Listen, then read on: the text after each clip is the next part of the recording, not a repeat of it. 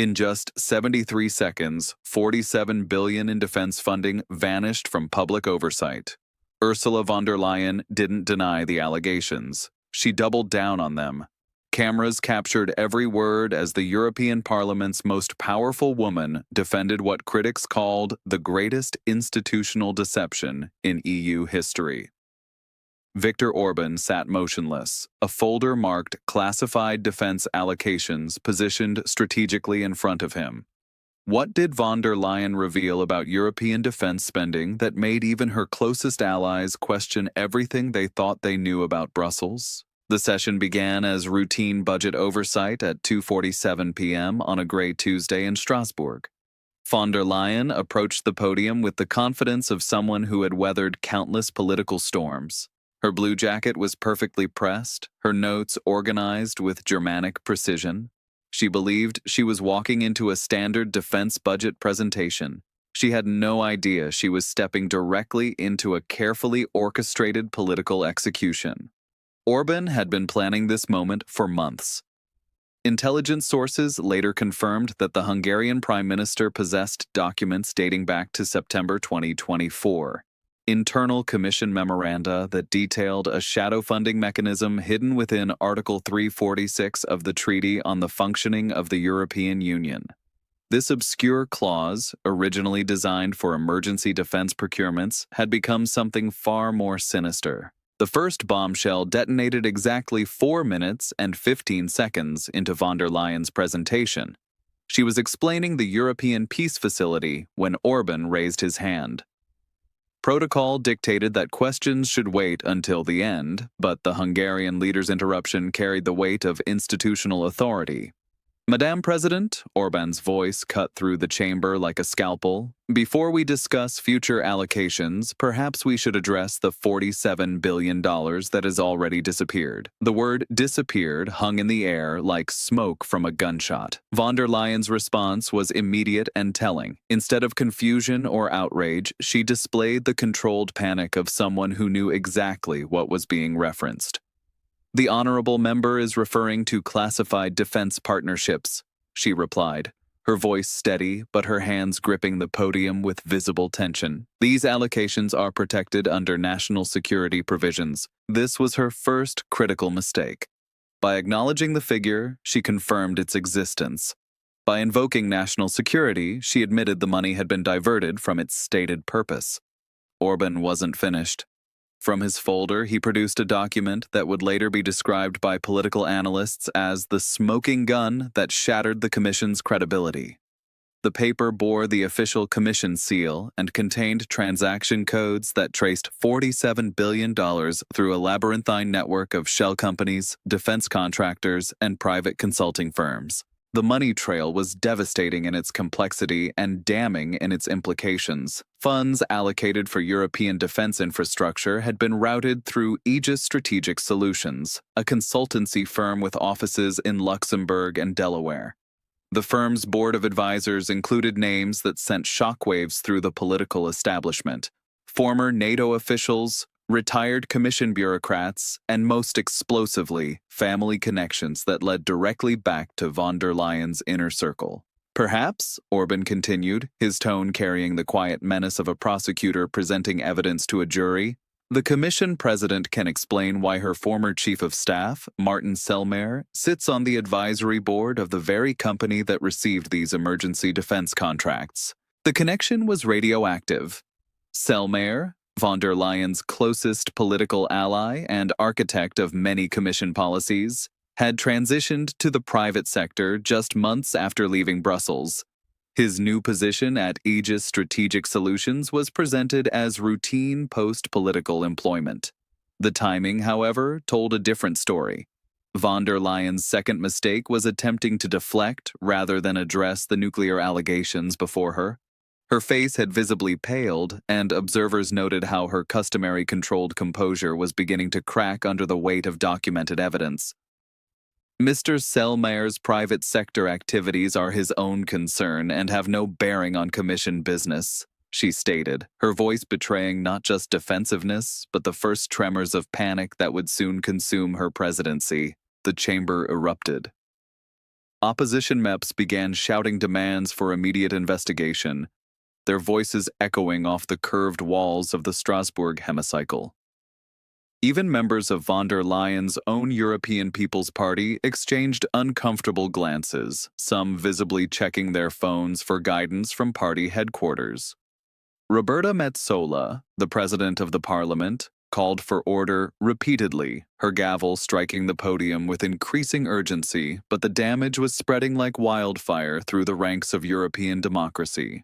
Orban produced his second document, this one marked with the highest classification level used by EU institutions, its red border indicating materials that could topple governments if leaked. His movements were deliberate, almost theatrical, as he held the paper aloft for the cameras to capture. The document contained email correspondence between Commission officials discussing alternative funding mechanisms and off-book defense initiatives, language so euphemistic it barely concealed the underlying deception. The messages, dated throughout 2024, painted a picture of systematic institutional fraud. One email, sent from a Commission account to Aegis Strategic Solutions, contained the phrase that would dominate headlines for weeks: Project Fortress funding approved via emergency protocols. Standard oversight suspended per Article 346 provisions. The implication was clear and devastating. The Commission had used emergency powers designed for wartime to bypass democratic oversight and funnel billions to private contractors. The European Parliament, representing 450 million citizens, had been systematically excluded from knowledge of how their tax money was being spent. Von der Leyen's third and final mistake was her attempt to justify the unjustifiable.